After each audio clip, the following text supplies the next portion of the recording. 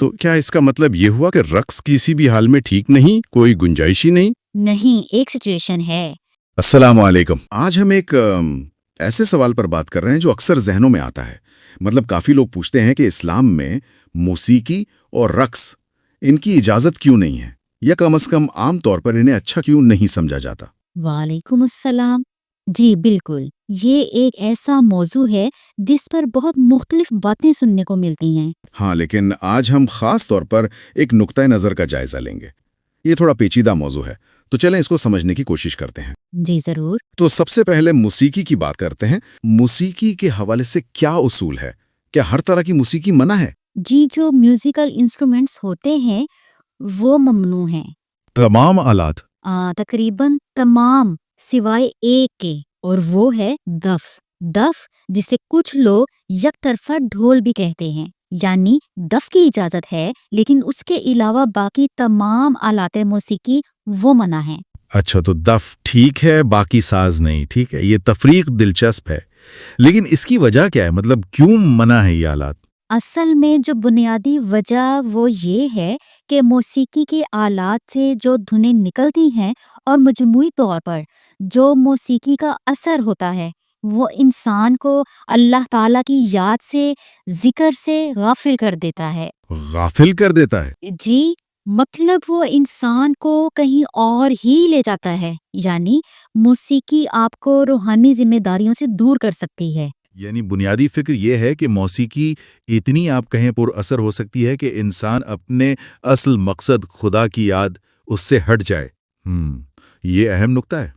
کوئی مثال؟ جی، جیسے فلمی گانوں کی اگر مثال لیں تو گانے کے بول یا لیرکس وہ اکثر حقیقت سے بہت دور ہوتے ہیں۔ اچھا۔ جیسے اگر گانوں میں ہیرو گاتا ہے کہ میں تمہارے لیے چاند تارے توڑ لاؤں گا، اب ظاہر ہے یہ تو ممکن ہی نہیں ہے۔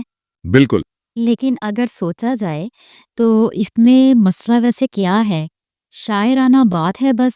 مسئلہ یہ ہے کہ موسیقی کی دھن، وہ ماحول، وہ جذبات، یہ سب مل کر ان غیر حقیقی باتوں کو بھی بڑا دلکش بنا دیتے ہیں۔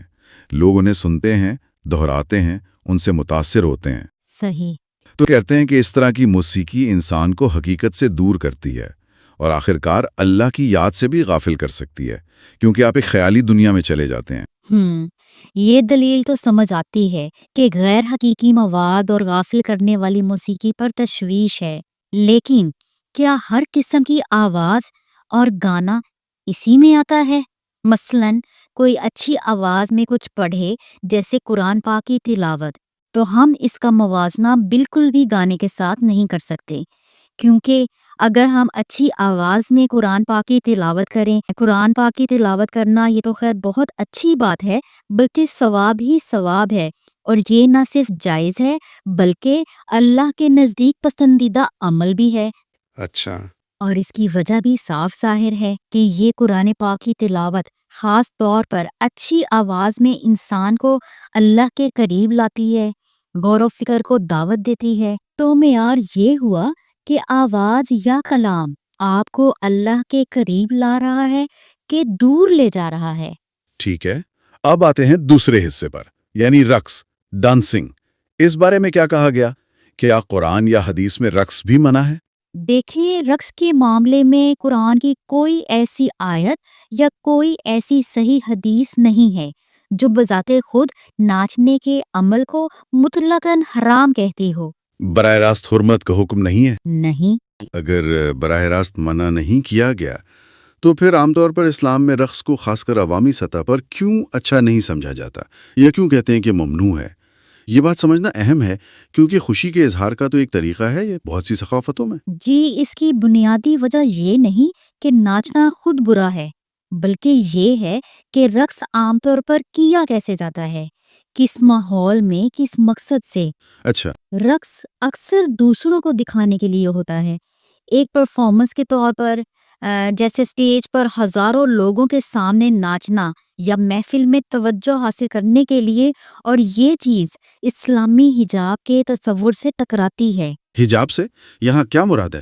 کیا صرف عورتوں کے پردے کی بات ہو رہی ہے؟ حجاب کا تصور تو وسیع ہے، مرد عورت دونوں کے لیے حیا، نگاہ نیچی رکھنا، یہ سب شامل ہے، لیکن یہاں رقص کے حوالے سے زور خاص طور پر خواتین کا نامحرم کے سامنے جسم کی نمائش سے بچنے پر ہے۔ صحیح۔ اس لحاظ سے اسلام میں واضح طور پر مسلمان عورتوں یعنی ہماری مائیں، بہنیں اور بیٹیوں کا سٹیج پر ڈانس کرنا انتہائی ناپسندیدہ عمل ہے، کیونکہ نامحرم مرد انہیں تفریح کی نظر سے دیکھیں گے۔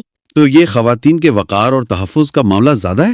جی ہاں، بالکل۔ اسلامی نقطۂ نظر سے کوئی بھی ایسا کام یا پیشہ جس میں عورت کے جسم کو تفریح کے لیے یا مردوں کی تسکین کے لیے دکھایا جائے، جیسے پبلک میں پروفیشنل ڈانسنگ یا ماڈلنگ کرنا، یہ اسلام میں منع ہے، کیونکہ اسلام عورت کو عزت دیتا ہے، اسے نمائش کی چیز نہیں بناتا۔